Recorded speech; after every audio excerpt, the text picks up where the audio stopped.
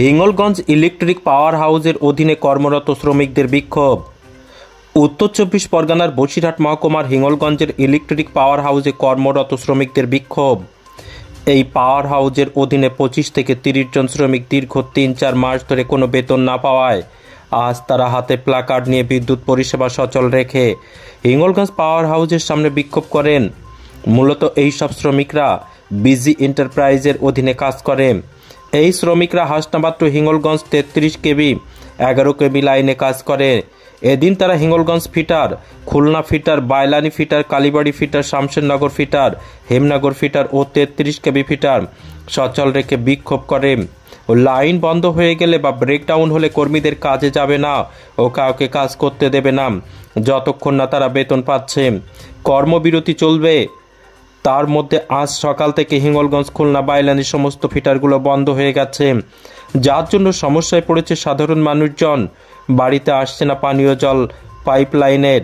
সাধারণ মানুষের ফ্রিজে থাকা সামগ্রীর খাবার নষ্ট হয়ে যাচ্ছে।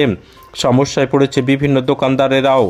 এই শ্রমিকরা তারা খুব স্বল্প বেতন, জীবনের ঝুঁকি নিয়ে জীবন জীবিকা নির্বাহ করত, কিন্তু বিগত 3-4 মাস ধরে বেতন না পাওয়ায় তাদের সংসার আজ পথে বসেছে। তাই এদিন ন্যায্য দাবিতে বেতনের জন্য বিক্ষোভে সামিল হয়েছেন তারা। এমএস নিউজ বাংলা চ্যানেলের পরবর্তী খবর সবার আগে পেতে ইউটিউবে চ্যানেলটি সাবস্ক্রাইব করুন, ফেসবুক পেজ ফলো করুন, ফলো বাটন ক্লিক করুন, সেই সঙ্গে খবরটি ফেসবুকে প্রচুর পরিমাণে শেয়ার করুন।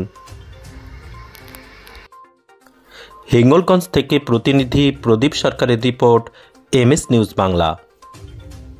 বিদ্যুৎ না থাকলে আমাদের দই, মানে আপনার আইসক্রিম, পনির, দুধটা বিশেষ করে তো নষ্ট হয়ে যাবে না, গরম পড়ে গেছে।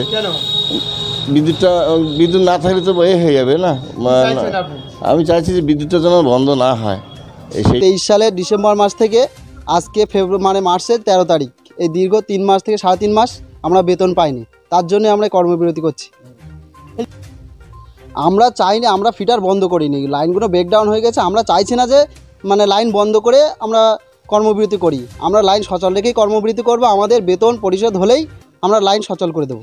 কোথায় কোথায় আপনারা অভিযোগ করেছেন? আমরা বিদ্যুৎ ভবন থেকে চিফ ইঞ্জিনিয়ারের এবং ডিভিশনাল ম্যানেজারের কাছেও আমরা অভিযোগ করেছি। বারবার জানানোর সত্ত্বেও তারা আমাদের কোনো সুরাহা করেনি। বিজি এন্টারপ্রাইজের অধীনে কাজ করি। কি চাইছেন?